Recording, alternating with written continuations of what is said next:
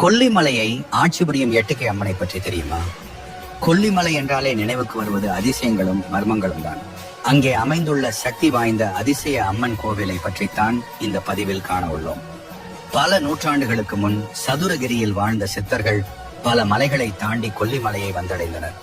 கொல்லிமலை ஒரு அடர்ந்த வனப்பகுதியாக இருந்த காரணத்தினால் மேல்கலிங்கப்பட்டி என்ற இடத்தில் உள்ள ஒரு பாறையின் மீது அமர்ந்து தவம் செய்ய தொடங்கினர்.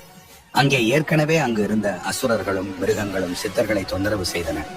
அதை தடுக்கவே ஒரு அம்மனை உருவாக்கினார்கள். அதுவே எட்டுக்கை பாவை அம்மன் ஆவார். அசுரர்கள் சித்தர்களை தொல்லை செய்யும் போது அவர்களை எட்டுக்கை பாவை வரம் செய்தாள்.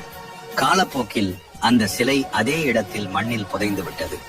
அங்கிருக்கும் மக்கள் ஆடு மாடுகளை மேய்க்க செல்லும் போது மாடுகள் ஒரு இடத்தை பார்த்து மிரண்டு ஓடுவதை கவனிக்கிறார்கள்.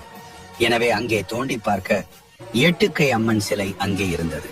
அங்கேயே சிறிதாக கோவில் அமைத்து மக்கள் அம்மனை வழிபட ஆரம்பித்தனர். இச்சிலைக்கு எட்டுக்கை உள்ளதால் எட்டுக்கை அம்மன் என்ற பெயர் பெற்றது.